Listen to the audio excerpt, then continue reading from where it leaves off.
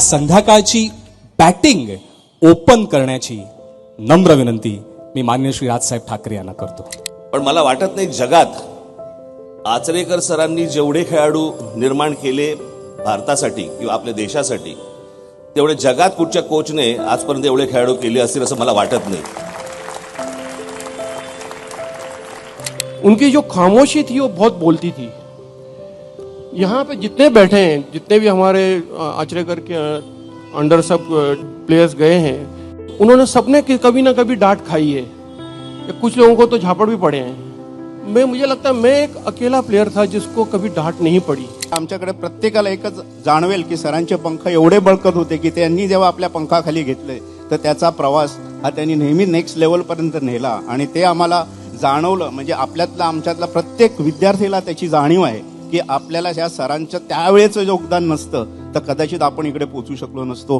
कुठेतरी आमची पुण्य होती किंवा आम्हाला आचरेकर सरांसारखे गुरु लाभले. क्लिअरली आठवतं की मी एवढी वर्ष होतं आम्हाला आणि मे बी इकडे जे स्टेजवर सगळे असतील तेच आणि पुढे खूप जण जे समोर सरांचे होते स्टुडंट, मला अजून आठवत नाही की सरांनी कधी सांगितलं की मला फीस दे.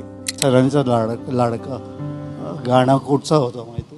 सर जरा तकराए वा दिल डूबा जाए आजा प्यारे प्यास हमारे खाए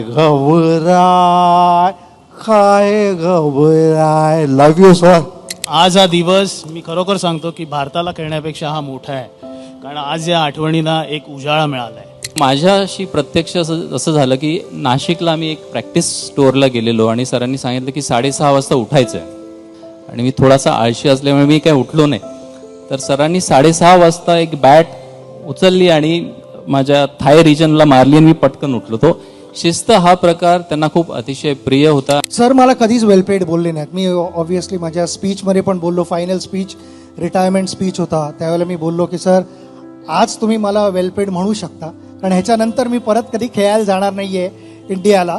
कारण सगळे माझ्याबरोबर अग्री करतील की नाहीतर सरांची अशी समज होती की याला वेलपेड बोलत हा जाऊन झाडावरती बसेल एकदम, त्याला वाटेल काहीतरी सॉलिड अचीव्ह केलंय आणि नेक्स्ट मॅचमध्ये काय दिवे लावेल काय माहिती नाही. आज सर आपल्यात नाहीत पण सरांच्या आठवणी, सरांचं योगदान आणि सरांचा हा त्याग ज्यामुळे हे क्रिकेटर्स आणि इतर सारे क्रिकेटर्स निर्माण झाले त्यासाठी पुन्हा एकदा सरांसाठी, सरांच्या विद्यार्थ्यांसाठी जोरदार टाळ्या आपण सगळ्यांनी वाजवूया. Thank you so much.